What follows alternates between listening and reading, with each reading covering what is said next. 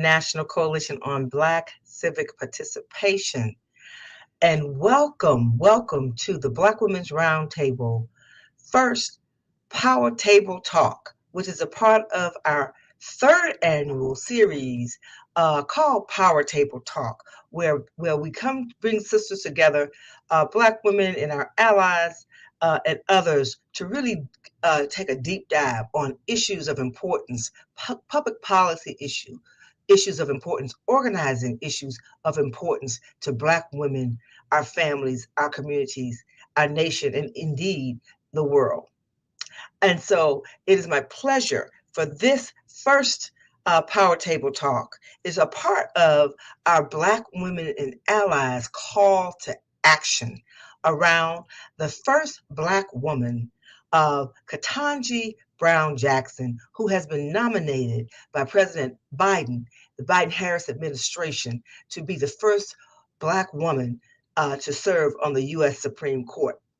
We're also going to spend some time analyzing President Biden's State of the Union address he made last night, which was very, very powerful, and have an analysis from some of the sharpest, baddest Black women that I know on this planet who will help analyze what happened last night and how do we get to this moment of having a Black woman on the U.S. Supreme Court in Judge Brown Jackson.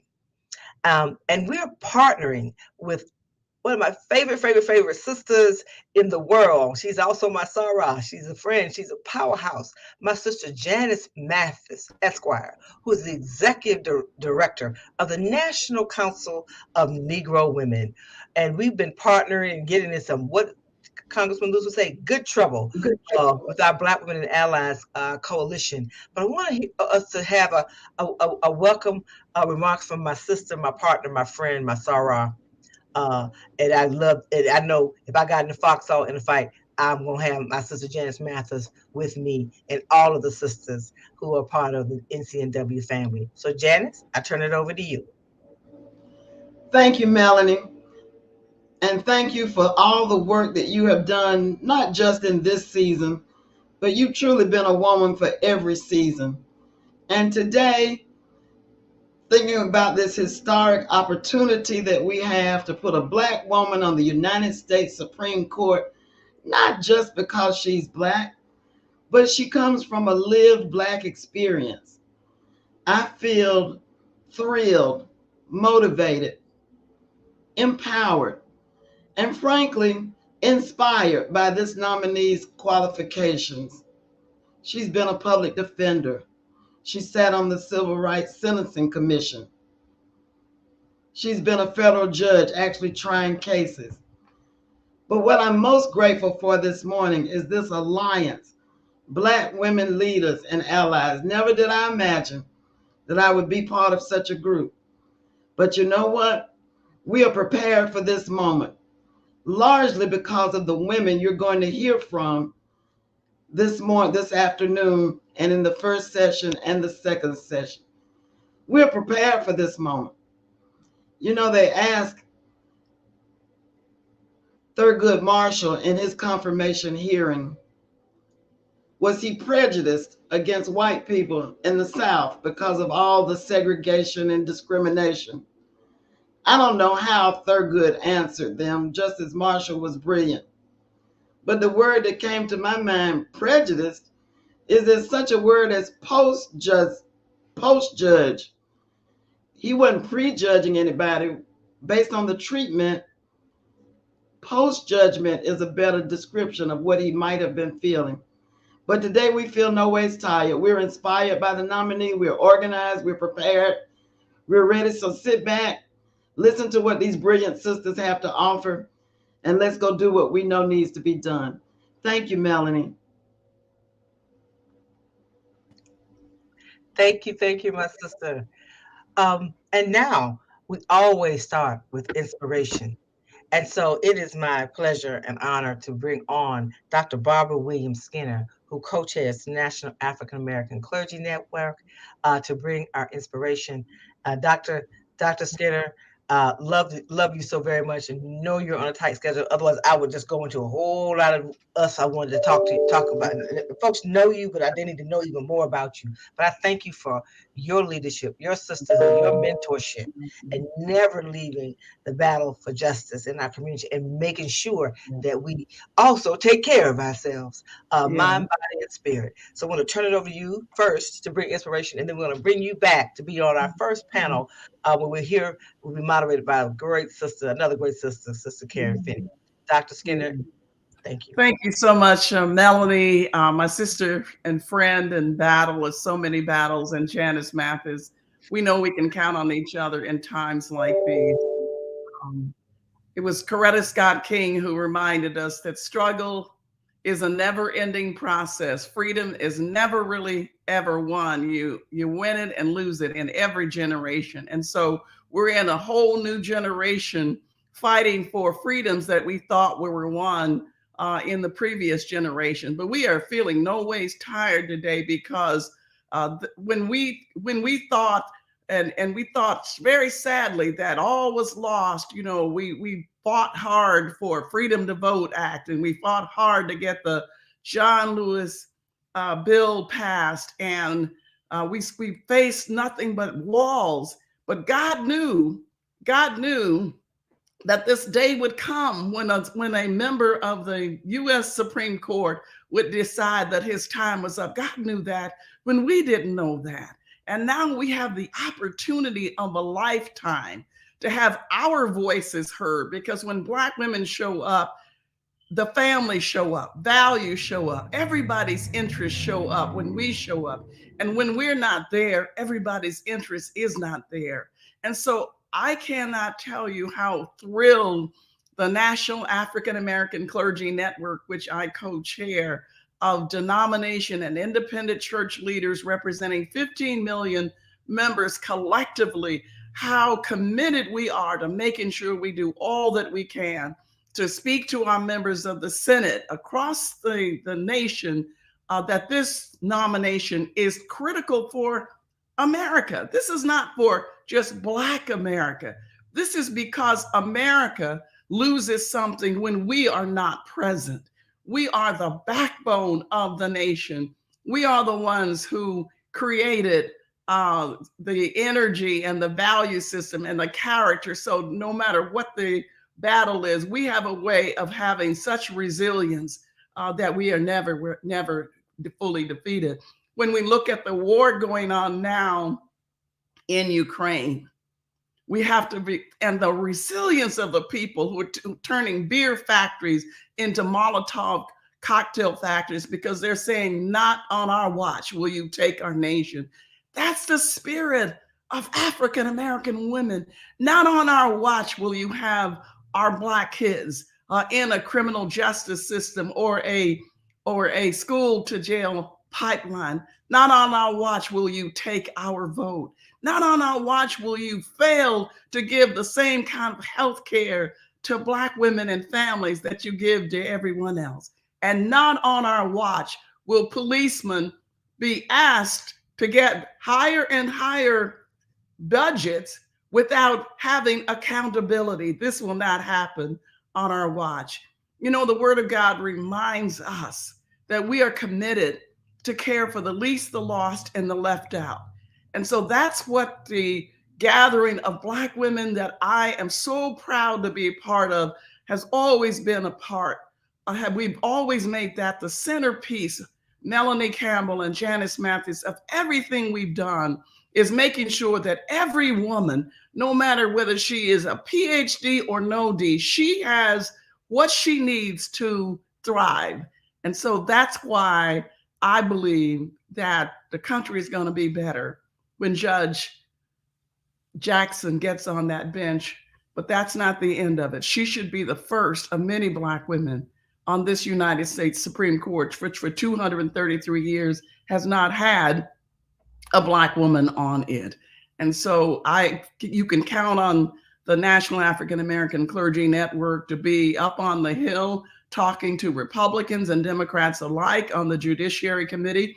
A call to action that's the call to action. We need to be putting out our letters and our tweets and our texts and our Instagram messages right now to say that this is a win for the nation to have her. And I thank you also for having a president that we can be proud of. No, he didn't say everything we needed to have said last night. He could have said more about a whole lot of things, but a president who talked about the common person, about inflation that's affecting Black people. He talked about releasing the oil reserve so that gas pump prices go down. He talked about child tax credits that will reduce Black child poverty. So we have to be saying to the president, we're grateful for what you've done, and we're going to keep standing behind you so you can do more to lift up the African American community. Melanie Campbell, Janice Matthews, and all of our Black women today, we have work to do. But we, as Dr. Haidt has always told us, she said, we don't get to do what we want to do, but we always do what we have to do. And what we have to do now is make sure justice rolls down like water and righteousness like a never flowing stream. God bless you and have a marvelous day.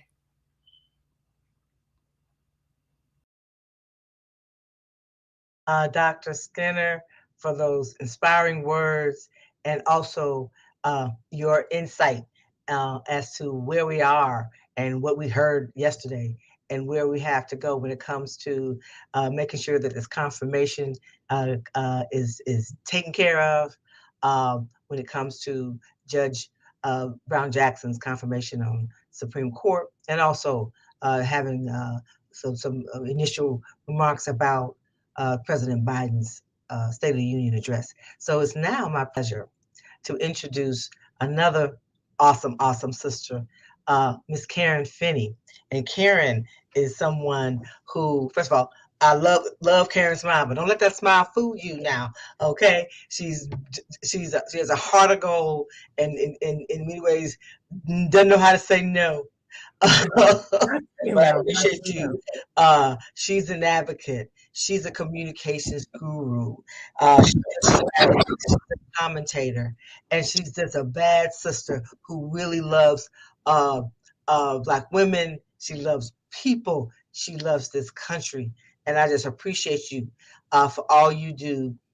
So much behind the scenes that I know you do in ways that I admire you for, and I appreciate you for stepping in as we and to even do this today for us to be our moderator of the hour and a little bit more. So I'll turn it over to you, my sister Karen, to host our first Power Table Roundtable number 1, and that is on the state of our union. The state of our union. Thank you. State of our union. So I turn it over to you, Karen. Thank you so much. Thank you so much, Mel. You know, anytime Mel asks, of course I'm going to be there, because I know the work is going to be for the benefit of Black women in our community. So it is always a joy, and I'm so honored to be with everyone today. I'm going to introduce our first panel. We're going to talk a little bit about the State of the Union speech that the president gave last night. And then in our second panel, we'll talk about Ketanji Brown Jackson. So for this first panel, joining us, Dr. Barbara Williams Skinner, co-chair, National African Clergy Network. She'll be back with us. Jocelyn Fry, she's president of the National Partnership for Women and Families. Joy Cheney, executive director, Washington Bureau, and senior vice president, policy and advocacy for the National Urban League. And rounding us out, Ebony Riley, senior vice president, policy and strategy, strategic partnerships at the National Action Network. Ladies, thank you so much for joining us. So, Joy, I think I'm going to start with you, and let's just broaden the question to say, what were your thoughts about the President's State of the Union address, and did he speak to the concerns of Black women? So first of all, Karen, thank you so much. I agree with everything Melanie said. You are a national treasure, and we're always glad to see you here and when we see you on TV. And thanks to Melanie for inviting me today. And of course, my favorite co-panelists who I work with all the time, Jocelyn and Ebony. Yes, I thought the president really did address last night many of the things that the Urban League movement cares about, right? He covered economic issues. He cared, which for us, right, include small business issues as well as family economic issues, all in one and the same.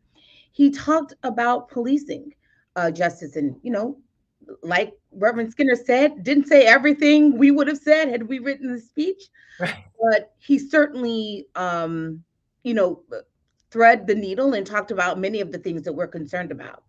And then the most important thing he talked about was voting rights.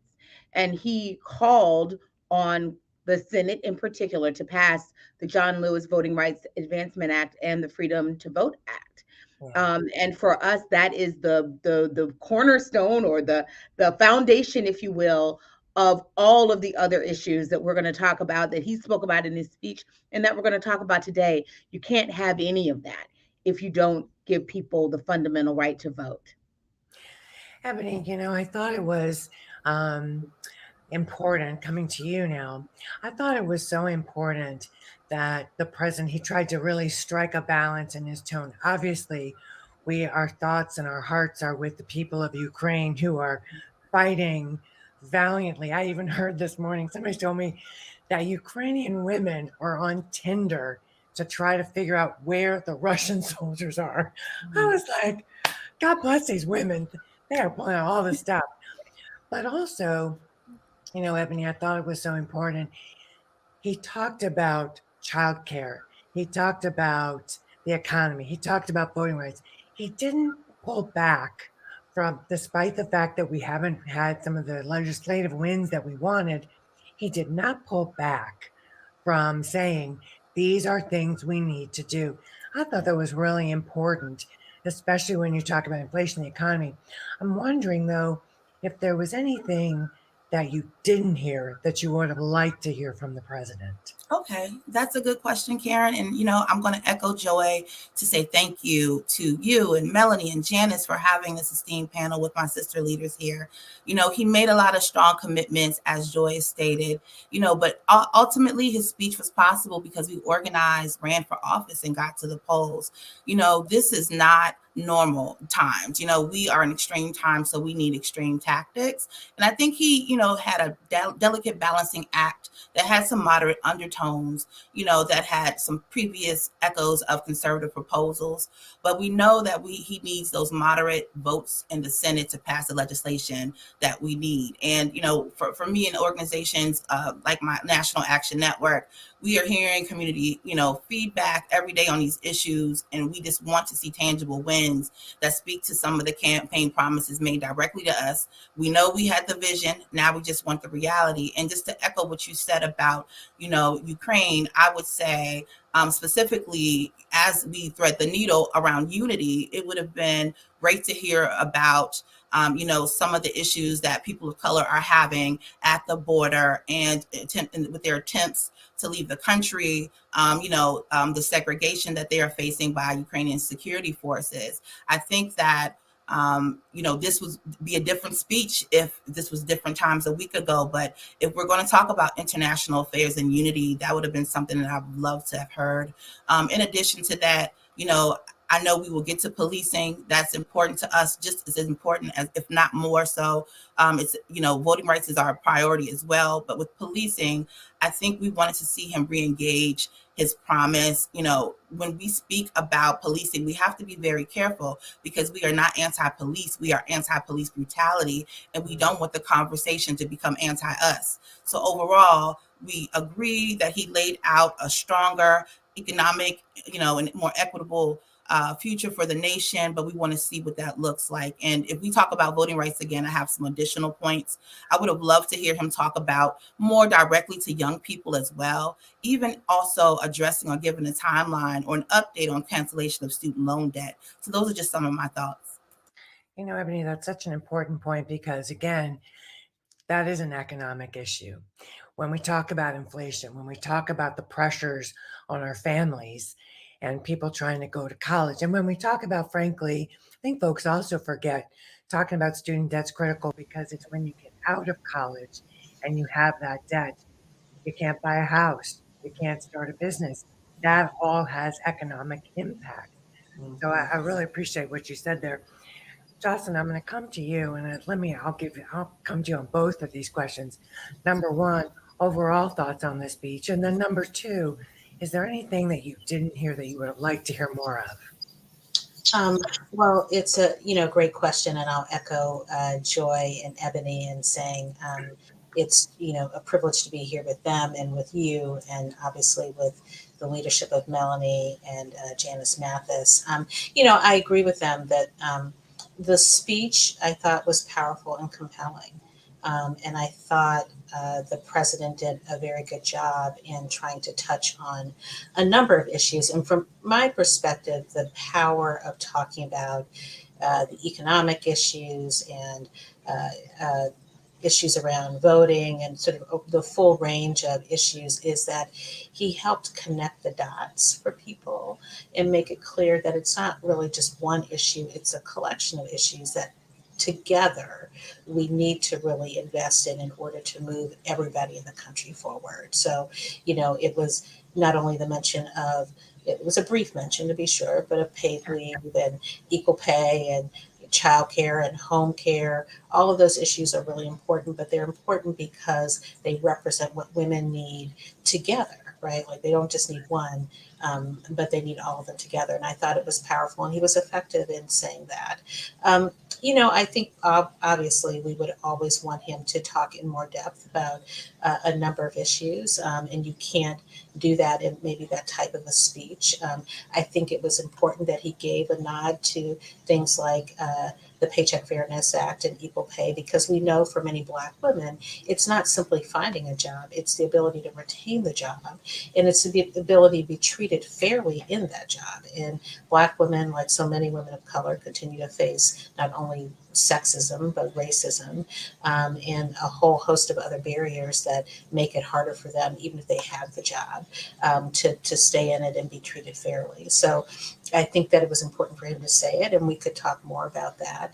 I think it is important to continue to lift up the reality that worker organizing is so important in empowering workers, and that too many folks are in workplaces where they are constrained in terms of being able to activate their voice and organize collectively to drive change. And it was good that he spoke a little bit about that. So I think that there are those types of issues that, obviously, if given more time, it would have been greater to have more depth. But I think the top line message, which is that our economy is not fully recovered until we are bringing a number of folks along, and in particular that we're bringing women along, and that we're setting women in that conversation about what our economy needs. I think that's what was really important. And I think he hit that message and hit it well. So, question for all of you, actually, because I agree with everything you said. It struck me that the tone was a little different than we've heard in previous State of the Union speeches. I worked in the Clinton administration, and we were always ready for the list of like, everybody's got something, right? Yeah. It didn't seem like that was quite his goal. As you mentioned, I haven't heard him slip in Black maternal health, right under the, when he was doing a bit on healthcare. But it struck me that his goal was really to, again, lay out, Ebony, you took broad strokes, big picture, maybe some of the things where there could be some common ground, if you will, in a chamber that, we haven't seen that much of. I thought it was striking, and so this is a question to all of you, that he made a point of saying, let's have a reset on COVID. Let's reset and talk about how here are the things that we're going to do as the federal government to help people have the tools to keep themselves safe. But, Joy, I thought making the appeal, because we know it is endangering people's lives when we are not telling the truth. Yeah. Particularly our community has suffered such tremendous losses, loss of life, loss of jobs, when Black women and the Black community in particular. And I wonder what you thought of that moment in particular, just talking about COVID and sort of the few things he mentioned as we're going to make sure you have the tools to keep yourself safe. Yeah, I actually thought he handled that well. There has been so much confusion around COVID, and in part because this was novel, right? So we're not blaming anyone, but there has been a lot. If you're the receiver, a lot of changes, a lot of well-intentionedness that sometimes Yes. want to miss. But what he said last night is true. We're ready to get back to whatever our new normal is, right? And we're not going to accept the loss of life. We're not going to forget it. We're not going to, we might have a resurgence of another variant. We're going to guard ourselves against that. We're going to make sure that you can be tested. I love that he announced you can have a second set of tests. Many of our communities. So if you missed your opportunity, please go and request. Hopefully, we can put that somewhere in the notes. He mentioned that, but he also said we're going to get back out there. Kids are going to go back to school. That's important for women. Important for Black women. We're going to begin, but some of the masks are going to come off for those who are comfortable doing that. We're going to begin doing that. But Congress is not over economically, and I'm coming back to you. I love that part. Yeah. Jocelyn, I do that sometimes. Like, I'm coming to you, so just be prepared. I need some money. Jocelyn, I totally agree with what Joy just said, because, as we know, what tends to happen, we've got the State of the Union, and then, a lot of times part of the reason you get that laundry list is that's what's coming up in the budget. I'm coming for the money. I love the way he was like, so here I go. It's going to cost you. So here's what we're going to do.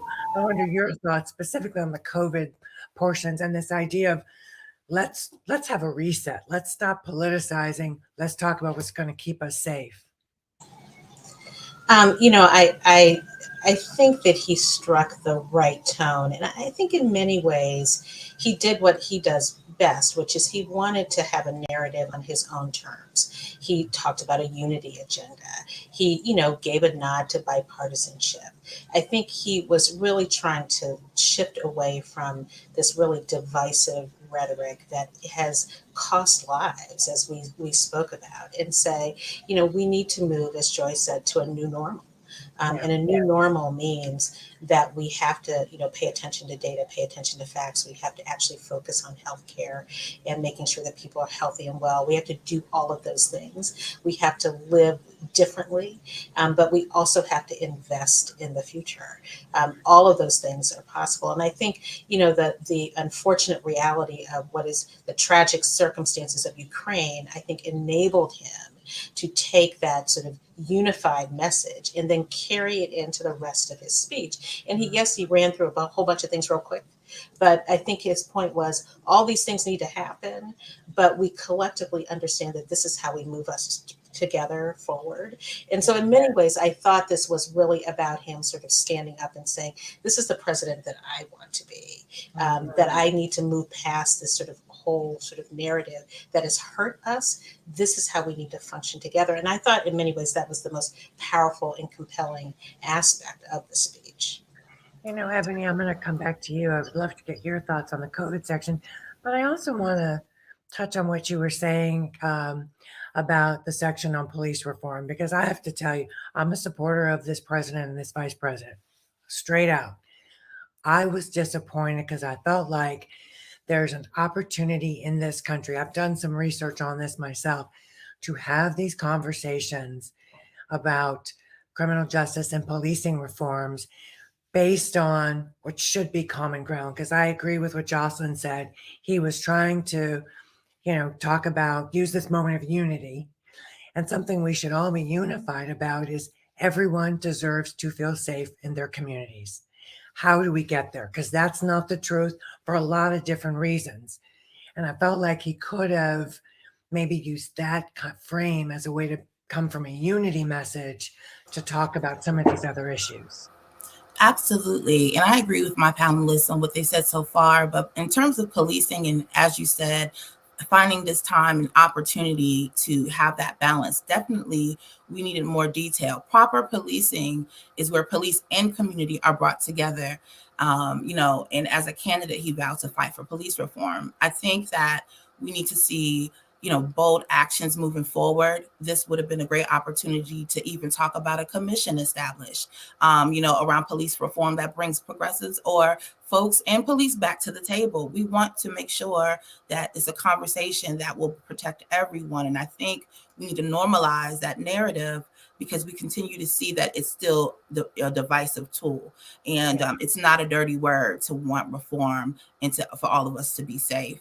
As we talk about COVID really quickly, I just wanted to flag that, we started under another president and it was chaos, and misinformation was a driver or accelerant rather to extremism. And the extremism has been exacerbated ever since. So he's come in under this extreme kind of conversation where we have folks utilizing and leveraging some of this anti-vax conversation to really speak to other issues that we need to get done. And so I'm really happy agreeing with both of my sister leaders about his need to really pull that through very strongly. And I'm appreciative that he spent that time there. We need to still focus, and I'm going to take that back to voting rights, because that's also under healthcare is the issue that we need to be able to vote on as we move forward with these conversations and what that looks like for the future of healthcare with COVID. That's right. That's exactly right. Well, a couple more questions, because I would be remiss, of course, if I did not talk about what was one of the most joyful things of the evening, which was watching the president with two women over his shoulder. Not to mention, by the way, as an extra special, I believe she's the clerk of the chamber. There was another sister sitting right there on the dais, and I thought, that's a bonus. It was just a beautiful sight to see. And Jocelyn, I'll start with you on this one. Why was that important? I mean, I know why. We all know why. But let's speak it. Let's speak our joy here on this one.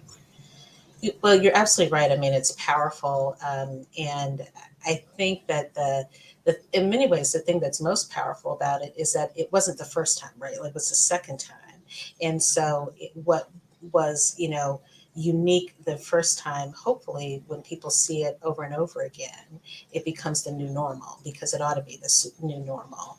And for me, it was not simply that they are there and that they were listening and they occupy this extraordinary positions, but I think it's also a testament to their capacity, their leadership, their qualifications. And I think that it is incumbent upon us to keep reminding people that they are not there just as nice figures to look at, but they are there because of their hard work and because of their abilities and capacity. And that is an important message that we can't say frequently enough, because we know that when qualified women come up for whether it's nomination of the Supreme Court or to be the vice president or the speaker or anything else, the immediate response is to say, particularly if they're Black women, is that they're not qualified, they're not capable, all of these things. They go immediately to those tropes. So for me, that's really the power, is that you can't take that away from them. They are capable, qualified, talented, and they're there for a reason. And it's enormously impactful to see that. Ebony, just picking up on that, it's such an important point that we have to remind everyone that they're there doing their jobs, that is part of the role of, Speaker Pelosi to be in that seat. It is the role of the vice president to be in that chair. They have a job to do. Many of the things, frankly, that the president talked about, we know are initiatives that the vice president, frankly, has helped to work on behind the scenes. I mean, if we go back to talking about Ukraine, she was at the NATO Security Summit not that long ago, helping the president get NATO to the right place. She's been working on so many parts of the domestic agenda. So reminding people that they're there to do a job, just as I'll say, when it showed the cabinet and we saw our beloved Secretary of HUD, Marcia Fudge, she's there to do a job too. Absolutely. And, it gives me a glimmer of hope to keep going.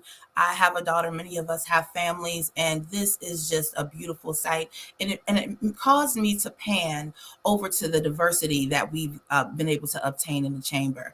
It's just a beautiful sight to see the women who are leading very important agencies and as cabinet members, that all of the issues that we care about. So we know that they're tuned in.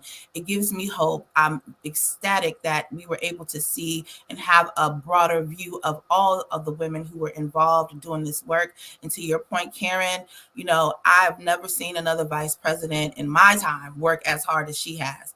And she doesn't get enough credit for the work that she does. And then all of this wrapped up in a nice bow to usher in our next Supreme Court nominee, Judge Ketanji Brown Jackson. I mean, I couldn't be more elated. We have some more work to do, but this is a good sign that we are on the right track. Indeed. Joy, I guess this is where I might say where, if we're going to, at the end, to bring this conversation to a close, and my dog, she agrees. She's very excited. It wouldn't be a COVID time Zoom if a dog didn't bark or a child. But, one of the things, the speech I thought was great. I thought there were so many important parts, but it really does remind us as Black women, and obviously Black Women's Roundtable, National Council of Negro Women, all of the women, sister leaders who are part of this, we still have a lot of work to do, don't we? We have so much work to do. Right? I mean, you know it. I know it. We were, touching on one of the other things the president talked about. We got infrastructure. He talked about that. But so many of the other things he talked about, we still got work to do. Yeah, there are a lot of challenges ahead. First of all, I'm going to go ahead. Well, we're listing fantastic Black women who work in this cabinet, in this administration. I'm going to also acknowledge Linda Thomas Greenfield.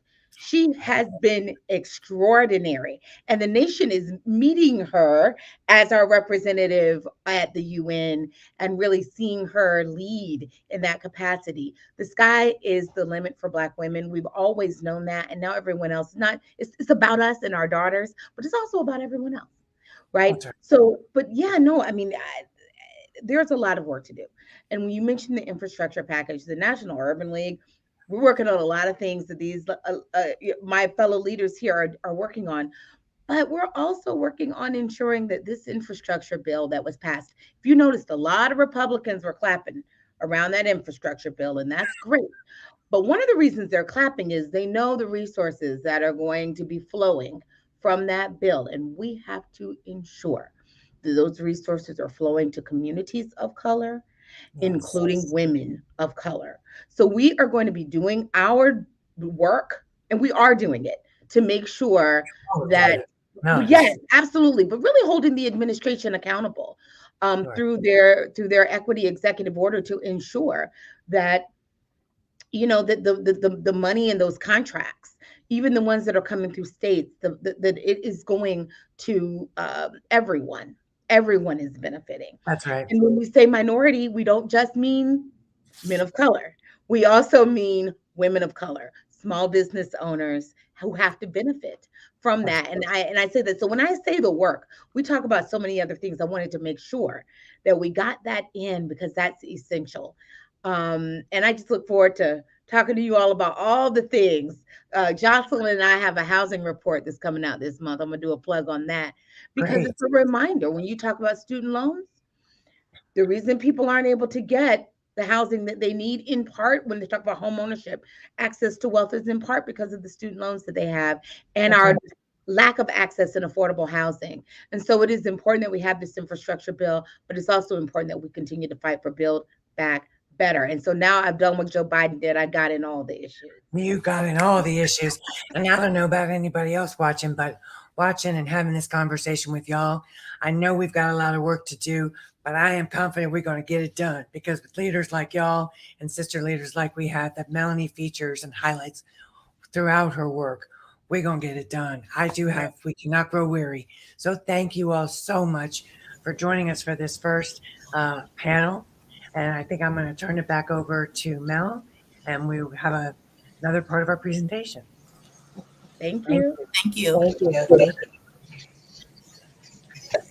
Wow, was that not awesome?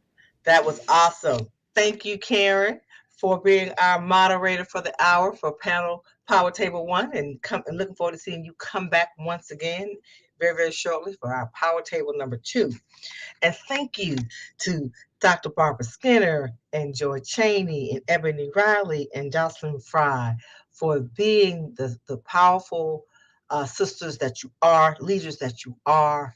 I put in the chat, your Black girl magic shine today, your knowledge and depth, and most importantly, your commitment to Black women, our families, our communities, our nation, and our world. Thank you so very much for joining us, and look forward to seeing you for the next phase of our Black Women Allies and our Black Women's Roundtable Summit that we'll stay tuned to hear more about very, very shortly. And so what we plan to do with our next segment really is to move right on to the conversation about our Supreme Court nominee, Judge Ketanji Brown Jackson. And before we do that, we have a couple of videos we'd like to share. And so Antoinette and Acacia back there, I'm gonna turn it over to you to share a little bit about Judge Brown Jackson. And I'm gonna listen a bit about what some Black women think about this historic nomination. Turn it over to you, ladies.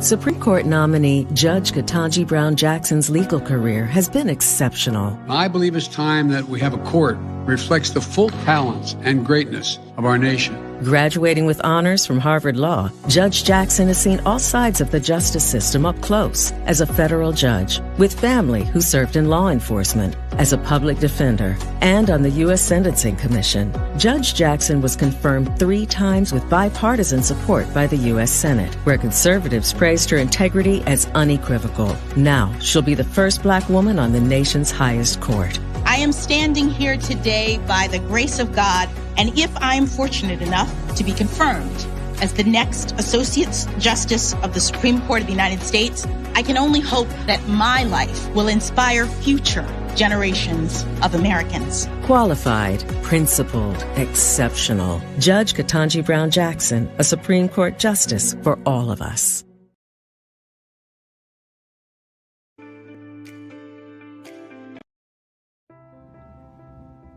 Hi, I'm Star Jones. This moment is a moment when preparation meets opportunity. That's when a Black woman can do anything and everything. My name is Bishop Leah Daughtry. I'm the co-convener of Power Rising. After 233 years, this Supreme Court will finally take a giant leap toward full representation for all of us when we see Judge Jackson on the Supreme Court. My name is Melanie Campbell. I'm the convener of the Black Women's Roundtable.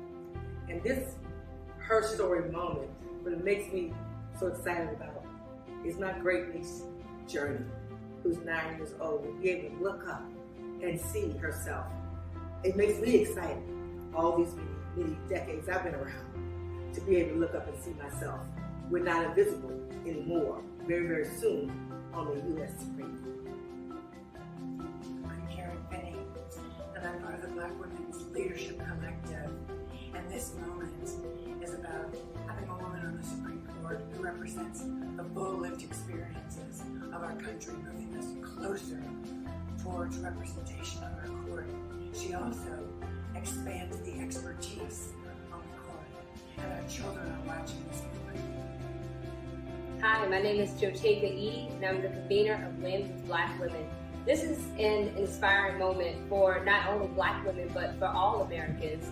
What will happen with the seating of Justice Ketanji Brown Jackson is that for 233 years, we will now have the lived experience of a Black woman on the highest court in the land. Because for far too long, there has been a cement ceiling that has been a barrier. And today, that cement ceiling is shattered into 1 million pieces. Hi, I'm Donna Brazil, and I am a member of the Colored Girls. We're on the threshold of making history that we have all made.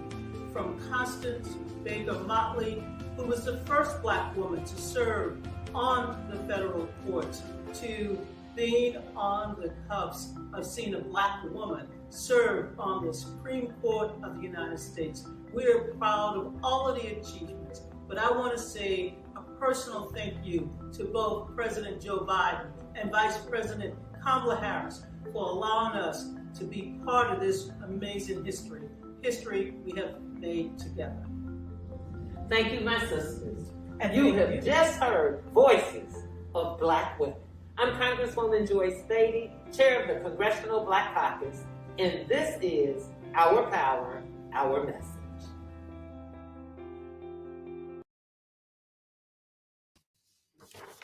Wow. All right. All that power in one place. That was a fun video to do, and I hope you also enjoyed the first video, which is actually an advertisement that we put together, the Black Women's Leadership Collective, which you're going to learn a little bit more about in this panel. With Building Back Together, we partnered to that out. Will be running nationally on cable television as part of, as well as digital ads and radio ads, because we think it's important that we start telling her story, Judge Ketanji Brown Jackson's story, as quickly as possible, and that people get to know her as a judge, as a woman, as an American, about her qualifications and just her exceptional integrity. So with no further ado, let's move on to panel 2. I did not mean for that to rhyme. Joining us for the second panel, Fatima Goss-Graves. She is president and CEO of the National Women's Law Center. Bishop Leah Daughtry, who I hope we have with us. She is founder and co-convener of Power Rising. And of course, Melanie L. Campbell, president and CEO of the National Council of Black Civic Participation and the national convener of the Black Women's Roundtable. Janice Mathis Esquire, of course, executive director of the National Council of Negro Women. Joteka Edie, she is convener of hashtag Win with Black Women. And I say the hashtag because if you don't know us, you should, so go check it out. Kimberly Tignor, she is co-convener of She Will Rise. Holly Holiday Esquire, she is president of Sisters Lead, Sisters Vote. This is so exciting to be with all of you, to have this moment of joy. We've been, if I'll be honest, I think like a lot of women around the country, especially a lot of Black women around the country, we've been kind of giddy for the last weeks. Our excitement about the prospect of a Black woman on the Supreme Court, once the president made very clear that he was going to honor his promise. But then, my goodness, watching Ketanji Brown Jackson, I'm going to start with you, Janice, and just, want to get your thoughts when you watched her there last Friday with the president and the vice president take her place as a nominee to the Supreme Court. What went through your mind and your heart in that moment?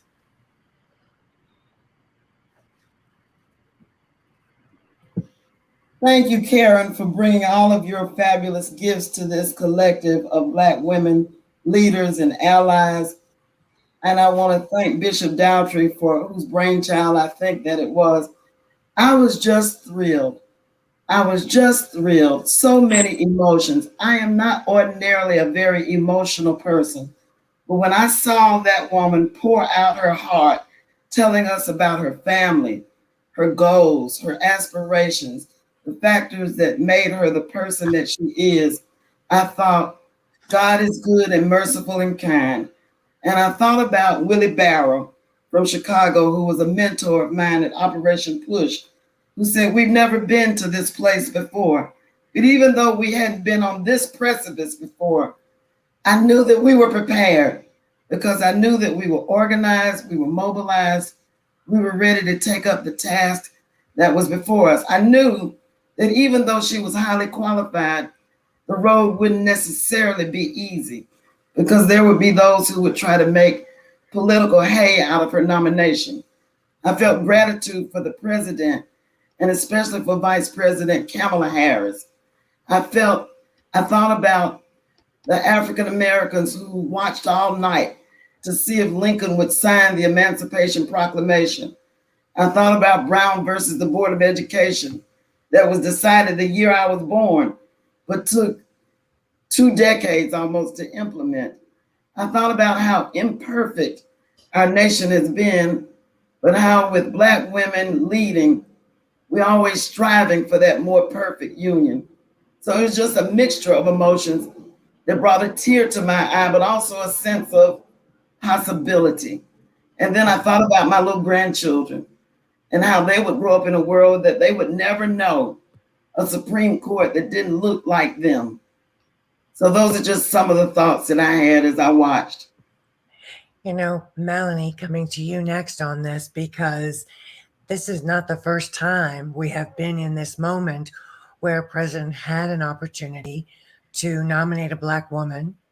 You've been in this fight for a long time trying to make it, many of our sisters have, but I wanted to get your reflections, because to have it finally happen, to have that moment finally be there, I just would love for you to share with our folks some of your thoughts.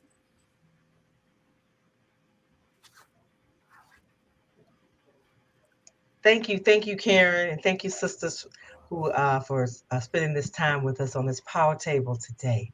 It was just joyful. It was just a moment where you could breathe in and have a sigh of relief and a sigh of joy. It was, I had tears. I just thought about so many things that ran through my head. I was sharing with folks before. I was was hearing things, hearing little rumors in the car. I couldn't hardly drive myself. I couldn't hardly contain myself. It was something very unique about knowing this was possible and it actually taking place. It just really, that moment was something I'll cherish. Very much similar to the moment when we heard about now our Vice President, Kamala Harris, who's doing an excellent job. So, and then everybody I know was asking, girl, I was crying. Because it's all the folks who came before us, and those of us who've been on the battlefield for a long time, and those who may be somewhere just getting on board. It was everyone. And so that was like the emotional part. And then it was like, okay, let's get ready. We got to get ready for this fight. Unfortunately, in this country, we still have to fight to have equity in this country. Race and gender still are an issue for this nation, unfinished business of race. And so we knew she'd have a hard time. We knew all of these women were exceptionally qualified. It wasn't about that. It was about opportunity, right? Excellence and opportunity. And too many times we're excellent, but we don't have the opportunity. And they met this time. And we had a former candidate who's a president who kept his word. The Biden-Harris administration kept its word. They said they were going to nominate a Black woman, and we've been fighting this fight, many of us, and even before I got involved, over a decade now, I've been really advocating, and we have all these awesome sisters who kept the fight. I'm loving that we're going to have some of our sisters, some of our lawyer sisters, including my sister Janice, on this call, who've given their life of service around the law and fairness in the law. So just joy. So Fatima, let's get into it, because I want folks to understand what's going to happen between now. So she's been nominated. Hallelujah. We got that part. But we know that from nomination to confirmation, there's a lot of steps in between. And I wonder if you could talk a little bit about, we know she's actually, Judge Jackson is on the Hill today, I believe it is, for her first set of meetings. I believe it's with Senator Schumer and Senator, the other guy from Senator McConnell, the leadership, if you will. Give us a sense of, if you can, what a nominee, what's going to unfold for our nominee between now and the hearings, and then between the hearings and that confirmation vote. Well, can I just first say the joy, count me in for Team Joy, because I have been riding high. I didn't know, I think, that I needed that little boost.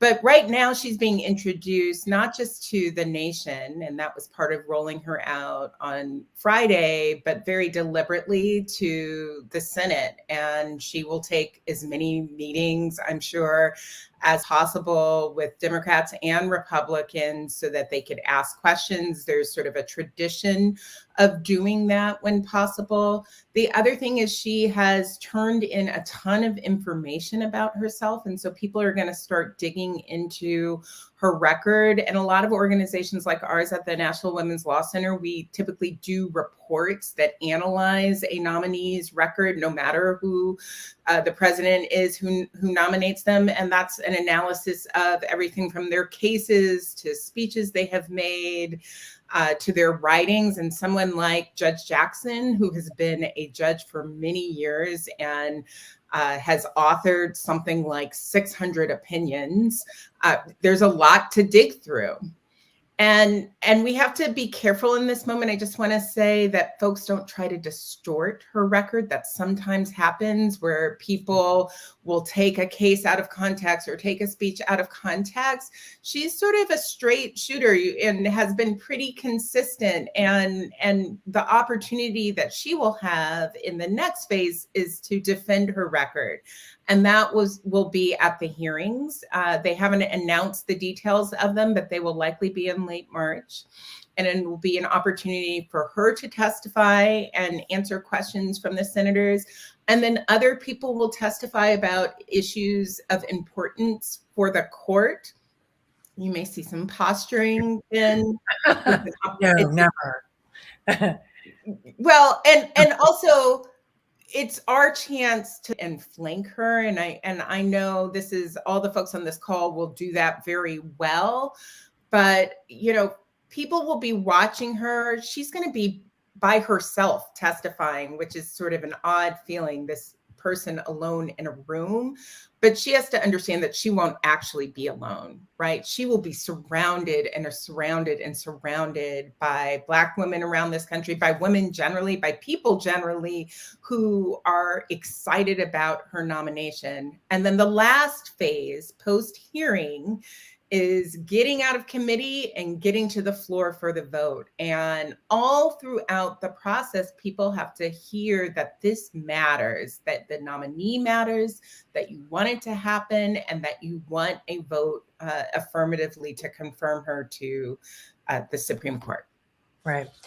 I think certainly Black women recognize how much this matters. And, Joe Take, I'm going to come to you next, because Win with Black Women, we're going to talk about some of the efforts. And I'm looking at you, Kim and Holly, because I'm coming to you next, about some of the efforts to not just get ready for this moment, even before we knew her name, but also, Joe, what it takes to make sure, as Fatima said, to make sure she knows she's not alone in that room.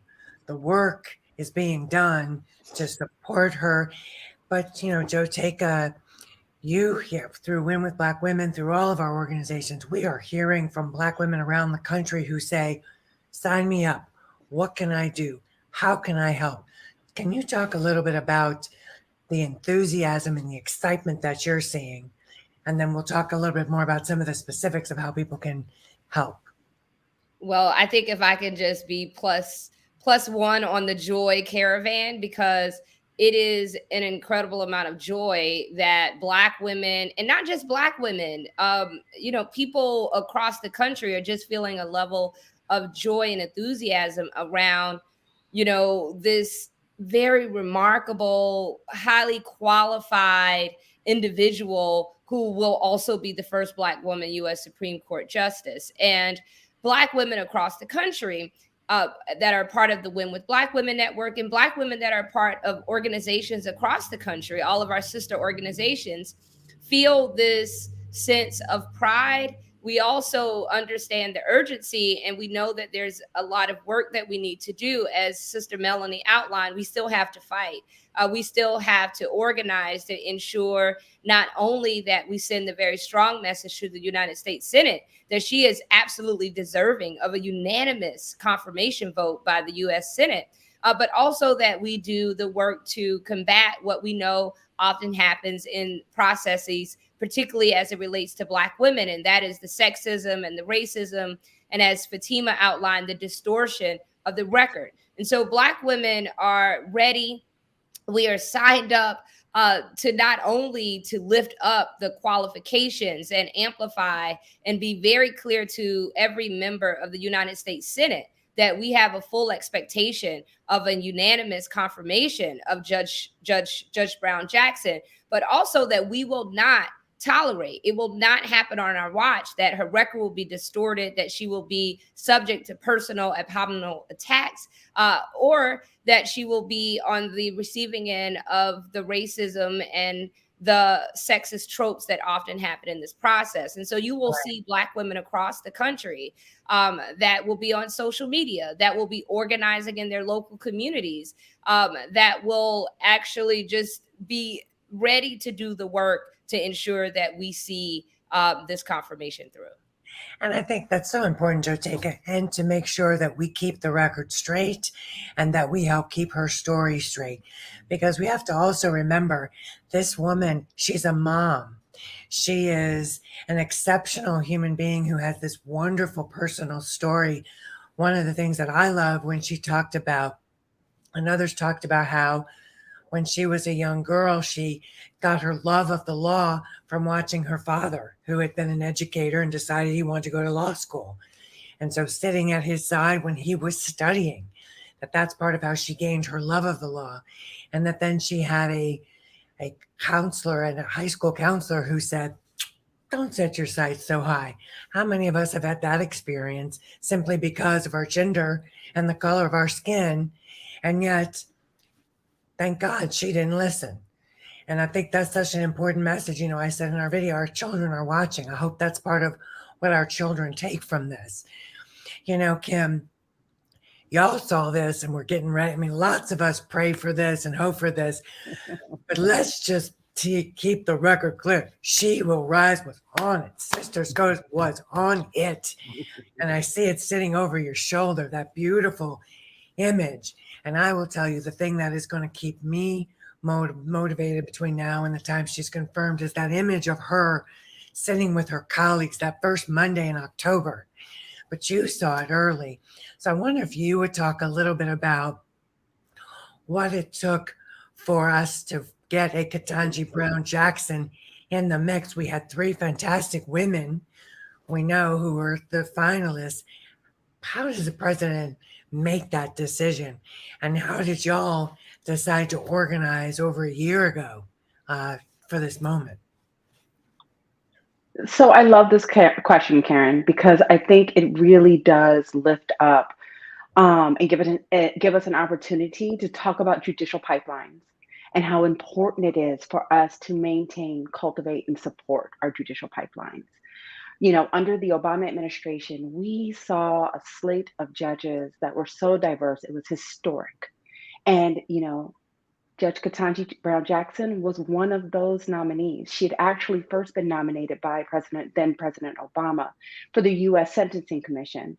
She then was successfully able to navigate the process that time, later nominated to serve on the D.C. District Court. And as a result of that, she was able then, you know, as Fatima already mentioned, make multiple decisions, really demonstrate to us her judicial acumen until we come to today, right? And she's then teed up and ready to go for the DC Circuit, which is often thought of as the second most powerful court in the country. We are now, and this is how we get to this amazing moment, right? And I want to lift up, you know, I want to commend Joe Biden or President Biden on, you know, making good on his promise and nominating such a sensational woman to the bench, and also acknowledge the sisters that were in the mix on that short list, who just being on that short list made history. It was one of the most professionally diverse shortlists that we have ever seen.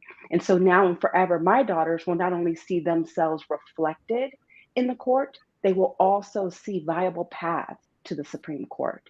That's right. But I want to circle back also, Karen, on the point about these judicial pipelines, because under President Obama, we saw a number of amazing Black women get nominated.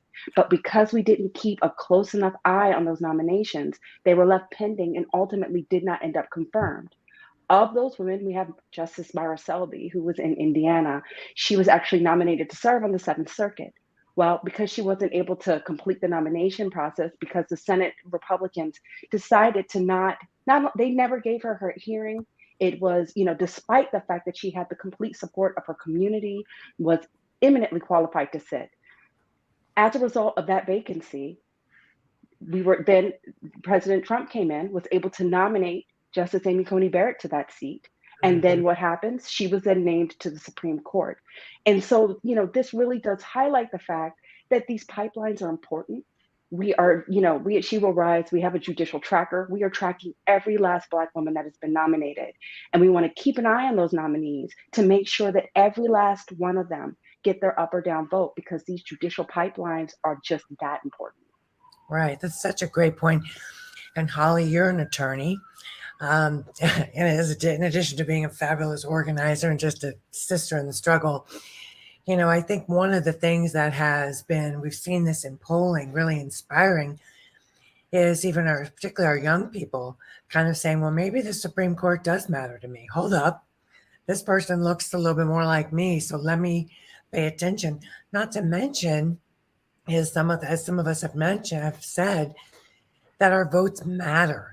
That paying attention, as Kim just said, matters. Who we elect to the Senate matters, y'all. We got an election coming up, so I want to remind us of that.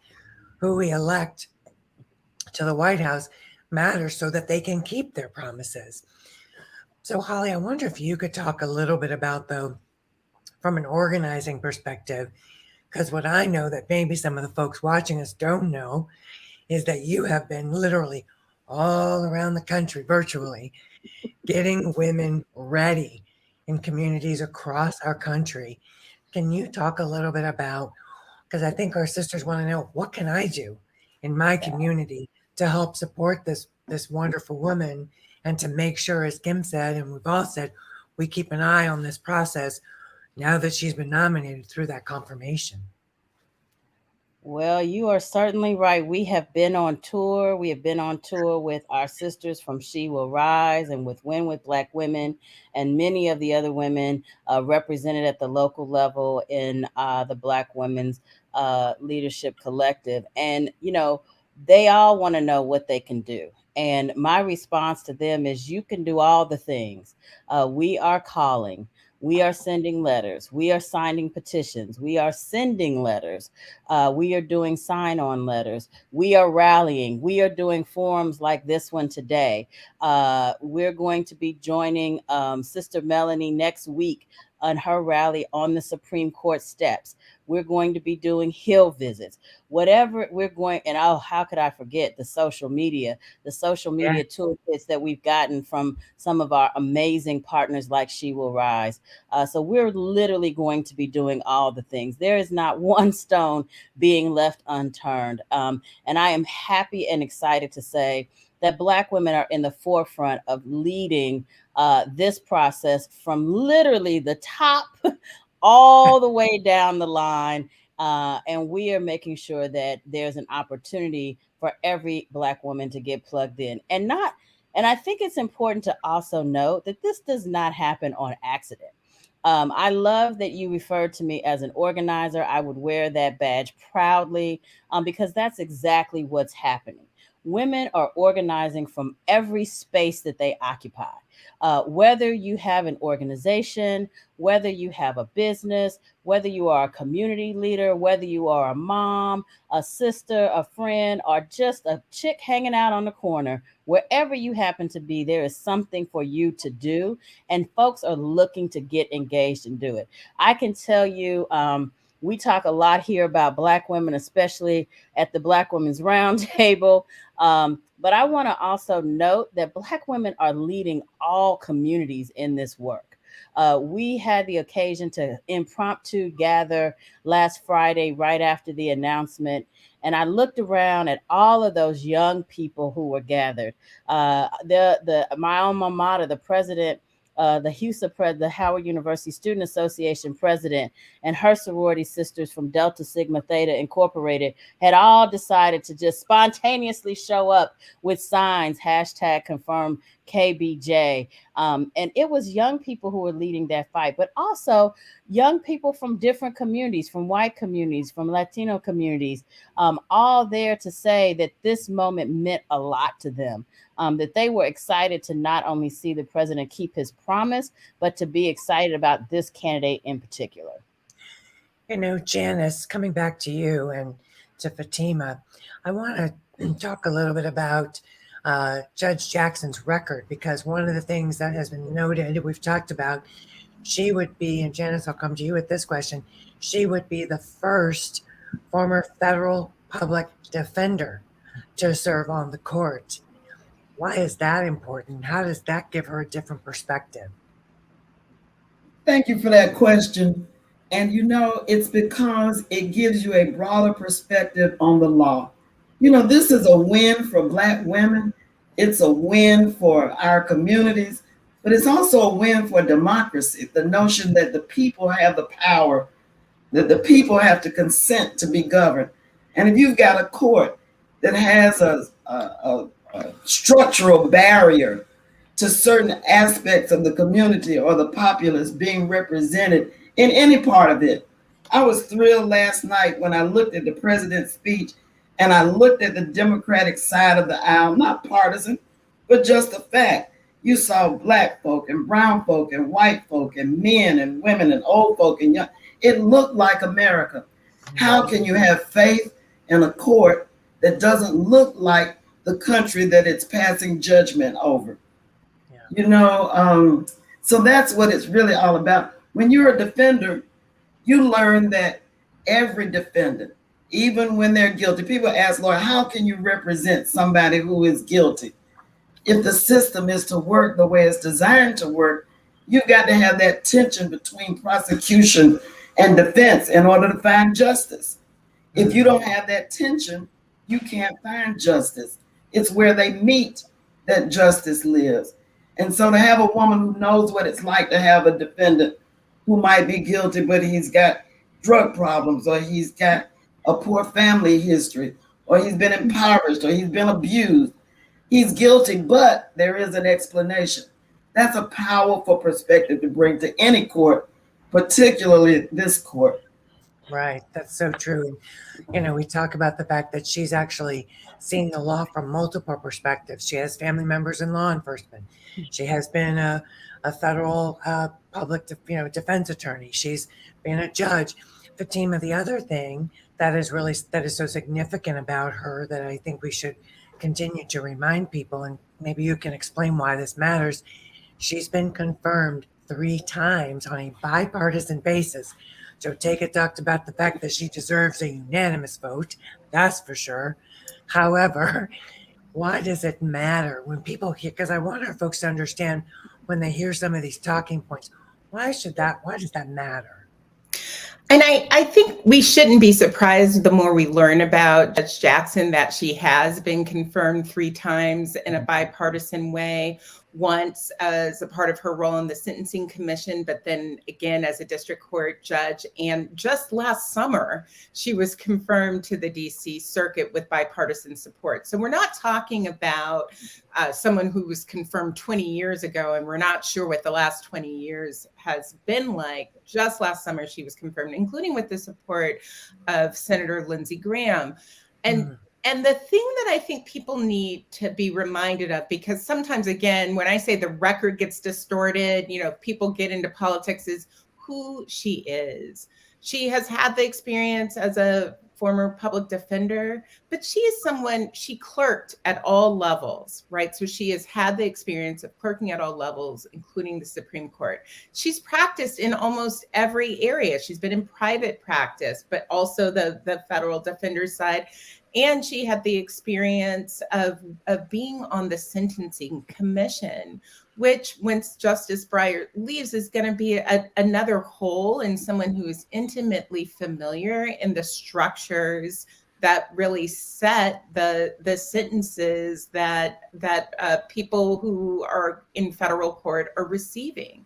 That really matters. So it's not some just academic understanding of the people who are coming before the court. Someone who actually has had experience relating to everyday people is a perspective that this court is always going to need more of. 1,000%. And you know, Joteka, we all share a sister, leader, mentor, friend in common who, has given up her life, put her life on hold. I'm talking, of course, of Mignon Moore, to go inside the White House and be a part of this process and helping ensure that our sister, Judge Jackson, is confirmed.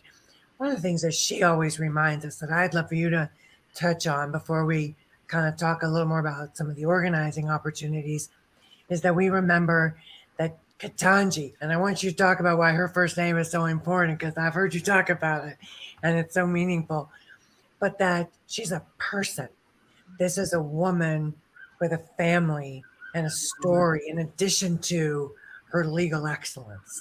Will you talk about that? Yes, Karen. And, I do want to take a moment and just lift up Mignon Moore, who is an excellent strategist. She is a mentor to so many, but someone who has given so much throughout her life in public service. And again, is serving the public good by being a part of this process. So just lifting up Mignon Moore. And I think it just really speaks volume to the Biden-Harris administration and how they are really taking this process and ensuring that Black women are at the center of this process, both internally and also externally. To your point, I do have to say, I grew up with the name Joteka. And if you could imagine having the name Joteka, there was always a pause. At the beginning of every school year, it was just a pause. And I knew it was my name being called. And so for me personally, to just have a U.S. Supreme Court justice named Ketanji as a woman named Joteka, it just feels like, it just brings me so much joy. And it makes me think about all the little Black girls and brown girls that have these unique, bold names. It just sends a strong message, even down to not just, all of us who raised our hands. I had that guidance counselor who told me that I shouldn't, I shouldn't want to go to the university that I ended up going and attending. So we all have that experience. And so to be able to have that reflection, that mirror in Judge Brown Jackson is something very powerful. I will also say to your point, Karen, that I think that it's incredibly important for us to remember that she is a human. I think she has a remarkable, beautiful story. She is a mother. She is a sister. She is someone whom many in America, when we saw her, I literally have chills. I cried because I felt seen and heard, not only because she looked like me, not only because we share very unique, bold names, but also because she just spoke to her spirit. She spoke to her faith. She spoke to her journey, looking at her father at the kitchen table. And that's when she was inspired to go into the law. And finally, what she shared was her lineage and her connection to this greater movement of Black women and women in the law that came before her. And the fact that she and Judge Constance Baker Motley shared the same birthday, that was something that was so powerful for me, because what I heard and what was so clear is that she understands the lineage and the connection that she shares in this movement, whether from Thurgood Marshall or to Constance Baker Motley, that she is a part of a rich legacy. And I think it's important as we go through this process that we constantly remember the human spirit that lives inside of her, because yes, her record will be incredibly important, but who she is as a woman, because the way that court works, the U.S. Supreme Court, they go into conference and they sit around that table, and it's their lived experience and their understanding of the law, and they conference with each other and they talk to each other. And having someone with a powerful human story the empathy and the understanding that she will bring to the court, I believe, will impact the court for years and years to come. And as we know, the U.S. Supreme Court, the laws and the decisions that they make impact our lives for years and years and years. And it is a lifetime appointment. Absolutely, 100%. And I think that's such an important point you make, because for those silly folks on the conservative side, I know we're C3, but I'm just going to say that's where the attacks are coming so far, who have said it's not consequential. It's consequential. Who is in the room, who is around the table, who is having the conversation is always consequential. So Melanie and Holly and Kim, in our last few minutes, let's talk about organizing and some of the activities. As we open this segment, we saw a television ad that I mentioned was part of Black Women's Leadership Collective. All the women you see here are part of that collective of Black women's leaders, Black women's organizations, and Black women leaders joining together. You can go to www.blackwomensleadershipcollective.org and find out information about all of the activities that different organizations are doing. Melanie, you mentioned, I know you have a conference next week, and Holly mentioned you're going to be at the steps of the Capitol on the 10th. Talk a little bit about the conference and some of the work that you're doing for Black women who want to get involved.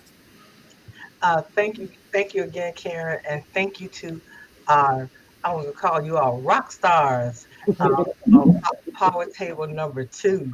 And just I could just sit here and listen to you all day. And even in doing the work, listening to each other and learning from each other, I learn something every time we're together. And so thank you all for your leadership. And so myself and Janice, if we could bring both of us on, because it's me, yes, and that would be great. Okay. Yeah, there we go. Okay. I don't know. Well, okay, we'll just all do it together. Right. So this today, we're the second day of Women's History Month with our with Black Women's Roundtable and National Council of Negro Women. We've been working together for going on 9 months, doing these calls to action. All these sisters on this call. I'm just meeting my sister from She Will Rise. I know her from the Lawyers Committee, but in this role that she's playing, and so learning more and just about the awesome work that they're doing. But all of you all have been a part of what we've been doing in some way, shape, or form, and supporting. And we've been fighting for voting rights and economic justice and reproductive rights and all those kinds of things, reproductive justice. So we organized this coalition of over 60 organizations 8 months ago. And so we asked that coalition, hey, do we think we can utilize this coalition to focus on the nomination of the first Black woman to be on the Supreme Court? Resounding yes. And so what we wanted to do, we already were planning our summit. So what we wanted to do was use Women's History Month. And we said Her Story Month. We need to change that to Her Story. I really believe that. I'm just going to put it in the air. It's not his story, it's her story. Women's Her Story Month. And so this is the first of a series of activities that we'll be going. So this is the launch of our confirmed Judge Ketanji Brown Jackson. And Judge, I love to say her whole name, that all that written with that. And my name is Lynette. And it's really, my mama's name was Janet, and they wanted to call me Little Net. So my middle name is Lynette for Janet, okay? Or Janet, depending on what you are. So it's just part of who we are. And so today is the launch of that. I want to thank Roland Martin Unfiltered for being our media partner before I forget to do that. Yes. For putting this out into the ecosystem. He's just a wonderful, wonderful, awesome journalist and also a great partner. And so I'm going to turn it over to Janice to talk about next week what we have up, and then I'll talk, Karen, about some of the other things that happen. So part of our Women of Power National Summit next week. Great. Thank you. To be honest, beginning Friday morning when I first saw it, we started working and we haven't stopped since then. I apologize for that. I thought I had this thing turned off. So on Monday night at 7 p.m., there will be another town hall meeting. And what we're talking about is from the ballot box to the Supreme Court. We're bringing in the Michigan Secretary of State to talk about some of the challenges they've had. bringing in a preacher from Georgia to talk about the difficulties they've encountered in Lincoln County, Georgia, closing polling places. But just another opportunity to help understand why the Supreme Court matters. You know, probably one of the most consequential, certainly one of the most long-lived things that the president does is appoint federal judges. So we'll make that point. Then on Wednesday, there will be the gathering at the Supreme Court at 10 a.m. And we're counting on all of our allies. At NCNW, we're making a special push to our 70 college campus chapters, sections of NCNW to make sure those young women take the lead on March the 10th. And then on Thursday, that's called your United States Senate Day. We've activated social media already using the fabulous information that's coming from the communications team, but we will further amplify that and making calls. In between times, you see this is Delta Sigma Theta is having Delta Days at the nation's capital. And part of the official agenda priorities for Delta Sigma Theta is the confirmation of Judge Jackson. So every day there's opportunities to be involved. And so visit the website. I would just like to briefly follow up on something that Joteka said. Judge Jackson reminds me of a part of my own background. I know that she will be tough around that conference table. And the reason I know it is we share a little something. She was in a minority in her school, a very prosperous neighborhood, good public school, 16% Black census in that community. But she turned out to be the president of her class, which means she knows how to negotiate when she is not in the majority. She won't be in the majority necessarily when she gets to the Supreme Court, but she'll be tough enough to hold her own. Not only that, she watched her father. She watched her father study law. I watched my father study history, writing about Reconstruction. That makes a kid tough and determined. And so from her experience, I know she's the right woman for this moment. So Melanie, I wonder if you want to talk, and then we'll and then we'll hang on just a little longer. If folks can hang on just a little longer. I know we're supposed to end at 1:30, but we have to hear from all the work being done. So since you talked about the 7th, so the Black Women's Roundtable, this is our 11th annual Women of Power National Summit. It is both, and you can come in person or virtually. And so next week when we launch, we're having a town hall at the Gaylord. For those who are in the DMV, DC, Maryland, Virginia area, come on over and register. But we're having a town hall that we're going to be talking about Black women owning our power from the ballot box to the U.S. Supreme Court in 2022. You can go to, she has it right up on the screen, 2022 BWR Summit.eventbrite.com. Then we're hitting the streets on Thursday, March the 10th. And this is all a part of Women's Her Story Month campaign. We're going to the U.S. Supreme Court. We have our Black Women's Roundtable leaders who are bringing delegations from over 10 states, including the DMV area. And we are going to show up with all of our partners and colleagues on this call, and others. And we're going to stand in front of that U.S. Supreme Court with an intergenerational group, Karen, from young people from high school on up to seasoned sisters who work as we work together with BWR in an intergenerational way for a speak out where we can lift up our sister Judge Ketanji Brown Jackson, and show up. And then we're going to walk the halls where we can because of COVID with the U.S. Senate to really kind of push for her to have a fair hearing and ultimately confirmation. And then we will share the flyer with the group, but we're also having on the 16th a social media takeover day, and then we'll have a call-in day that we want people to call their U.S. senators on the 16th together so that we can really push for her confirmation to continue to be fair, and then we'll close out the Women's Her Story Month with our Black Vote, who will have a spill the tea of their own Twitter takeover space is what they call it, to make sure. Thank you, Antoinette, and Acacia. So that's part of it. And so to stay involved, to get involved, you can go to blackwomentake.action.org. That's blackwomentake.action.org and join Black Women Leaders and Allies for our confirmed Judge Ketanji Brown Jackson Call to Action Month. So that's all in a nutshell what we'll be doing, and we'll keep pushing if we have to through the month of April, if need be, with our campaign. So Karen, turn it back over to you to bring our other sisters on to talk about some of their awesome organizing activities. Thank you so much, Mel. You know, one of the things about this that is so exciting is there's so much activity because there's so much excitement. And, you know, Kim, I think one of the things that's so important, we're here trying to help make sure this effort, and Holly mentioned this, is centered around Black women.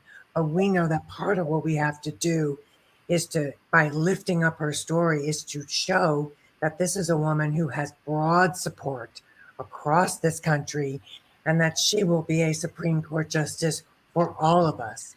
And that what I certainly hope is that as people learn about her story, they might see something of their own story in her story, regardless of what race they're from, regardless of what part of the country they're from. I wonder if you could talk about She Will Rise. I know you've got digital ads that are starting today, social media kits, lots going on. Can you talk a little bit about that before we wrap up?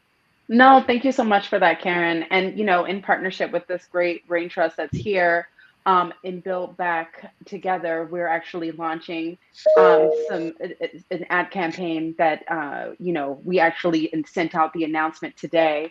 In addition to that, we actually launched yesterday in honor of Women's History Month, our We Will Rise campaign, which lifts up the work of Black women advocates that are doing work and have lived experiences that are directly impacted by decisions coming out of the Supreme Court. We thought it was important to not only lift up the tremendous work of our sisters that often, you know, is left out of the national media and national dialogue. We wanted to lift up their work, but then also connect the dots. Like you said, Karen, make sure that everyone is able to see themselves in Judge Ketanji Brown Jackson, and to understand why her lived experience, her professional experience, and her judicial track record, why these things are so important and indicative as to the insights and perspective that this woman's going to be bringing to the most powerful court in the country. And so, you know, and Karen, this was actually your idea to turn this into a way. No, I loved this. So, you know, and this is what Black women do, right? We share and we make each other better. But, you know, we are going to encourage folks to do a call and response, right? We want to share these women's stories, so please share your story. And for us, what's just so important, we'll be doing a number of creative activations throughout the confirmation process. We want to make this a moment of joy. We want to make this a moment of Black history. But we really just want folks to engage, right? The social media toolkits that Holly mentioned, there's some great toolkits out there. There are resources available. We all have been generating and creating the research to empower our sisters to engage on this incredibly important moment. And so I think really the major takeaway is follow every last one of the women that you've heard from today. Engage with us, stay connected, because we just want to empower all of us to really be able to advocate for our sister as she works through the confirmation process. Amen to that. Holly, I'm going to let you help close us out since you've been all over the country with your organizing. You know, we've talked about the phases of how this process is going to lay out. I want us to also think about, we talked about lifting up her story, but we know once she gets through, and we'll be talking again, don't worry, but once she gets through her hearings, we're going to have to call and make sure that they vote for her quickly, that we get that vote done. And so I wonder if you could just talk about, we've got a lot of activity. You touched on some of them, toolkits, trainings, how do you write op-eds, how do you do local media, a couple of other activities. I wonder if you just might mention as we close it out. We got Clubhouse, we got Sunday night calls, we got lots going on. If people want to, as Kim says, engage and be part of this and just share in this joy. Absolutely. And I just want to echo the sentiments Kim shared. We are all working so hard together on all of this, and follow all of us because we're all putting out content at all times. We all are linked up together. Definitely the Black Women's Leadership Collective.org is certainly a place, a hub, if you will, where you can have access to all of the organizations that you've heard from today, as well as all of the things that they're doing. Sisters Lead, Sisters Vote in particular has moved to the state level, and we have been convening women all over the state, starting with states represented on the Judiciary Committee. That phase will start shortly at the end of this month, and we will move full force into a full court press on the entire Senate. So we're going to be looking for opportunities to come to states near you. And when we come, as I mentioned, we take all of our Black woman joy, magic, and power with us. And so, again, all of these organizations are represented when we show up and show out. But again, I think the key here and the charge, if you don't remember anything else from what's, find your place, because there's a place for you in this fight. There's a place for your voice, and we need it. This does not happen by accident. What you've seen, and even though people are now some are starting to say, oh, well, it's a done deal, it's a wrap, we don't have to worry about it. That is absolutely incorrect. Everything that we've gotten to this point has happened because we showed up. It happened first because we voted. It happened because once we voted, we went to the White House, we went to the Congress, and we showed up consistently and let folks know what we wanted and what we expected. We're shepherding and being a part of the process of shepherding Judge Jackson into this next phase, and it will occur with our support, and we need to let them know that we're watching. By the way, as an attorney, I would be remiss if I didn't point out that in doing this, we ourselves are setting precedents on how Black women show up on issues that are important to our community. And it may make them think twice on other issues that are of importance to us. So show up, show out, and let's continue to get to work. Thank you so much, Holly. This has been such a phenomenal conversation.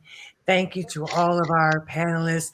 I do also want to give a special shout out to Vice President Kamala Harris, who has been integral to this process. You know, the president made clear from the beginning that she would be his partner in this process, given her brilliant legal mind and her background. And we know she's been there every step of the way. And I couldn't think of another really wonderful partner in this process, not just for the president, but for Judge Jackson as she moves through this process. And so, Melanie, I'm going to turn it back over to you with so much gratitude for letting me share this time with y'all and just soak up all this, you know, not just Black girl magic, but just Black female excellence. Thank you, Karen.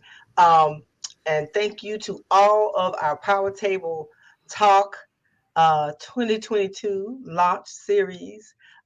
It's been a wonderful, wonderful hour and a half, a little bit over that. I want to thank my sister Janice Mathis and to bring her on to bring closing remarks. I want to thank our team. Again, thank Roland Martin Unfiltered for being our media partner to put this out into the ecosystem for people to hear and learn and have some calls to action. So before we close out, we want to thank again Janice for partnering with us and just always being on the ready, and I just appreciate you more than I could even express. And then we're going to close out with a video to just share a little bit again about our summit that's taking place next week. And it's not too late to be a part of that power table next week with the Black Women's Roundtable Women of Power National Summit. So Janice, I turn it over to you, and thank you to all of our team. Thank you to Josh Gray, our Vice President for Policy, who's really been holding it down and resource development for the National Coalition, and Acacia and Antoinette and Lon and Angelo and Tanya and all the team that helps to make this happen. And Jess, I'll turn it over to you. And thank you to all of you all in the audience who joined us today, and hope the information was valuable to you and spread the word. If you want to be involved, go to blackwomentake.action.org and you can become a part of our Black Women and Allies Call to Action Women's Her Story Month campaign to support Judge Ketanji Brown Jackson. And lastly, I do thank, as well as Karen and many of us, the Biden-Harris administration, for what you have done in making this historic moment happen. Thank you, President Biden, for nominating this excellent sister to be the next Supreme Court Justice. Janice, I turn it over to you, and then we'll close out with our video. Thank you. Thank you, Melanie. Melanie Campbell reminds me of something, and I won't get the quote exactly right, but she reminds me of something that Dr. Mary McLeod Bethune used to say, whose statue will go in Statuary Hall later this year, representing the state of Florida, replacing a Confederate general. She would say something like, there's no telling how much we can do if we don't mind who gets the credit. And Melanie Campbell is that kind of leader who is more focused on the goal and the end game than who gets the credit. And that is why she has been so incredibly successful in bringing this remarkable coalition of women together. Now, she hadn't done it by herself and she wouldn't take full credit, but she's been the centrifugal force around which we've all organized and worked. So I just want to put that out there and thank you, Melanie. And I would be remiss if I did not thank the National Council of Negro Women Family, which is some 2 million strong, comprised of our board of directors, who are wonderful, Dr. Thelma Daly, our 8th national president, and the 32 women's organizations who have just rallied around, signing every letter, pushing out every tweet. I won't get in trouble by calling you all by name, but we are so grateful. You know, one of the things that teens do is they practice a lot and they work out. And this coalition practiced all summer through those hot months with voter registration, voter mobilization, voter education, getting arrested. Seems like it was fruitless while we're doing this, but the point of practicing and working out is that you get stronger. And I feel empowered. NCNW's motto is to lead, advocate for, and empower. The more you work out, practice really does make perfect. And we are in a stage now where I don't think there's any mountain we can't climb. So thank you, stay tuned, stay active on social media. Let us hear from you and be blessed.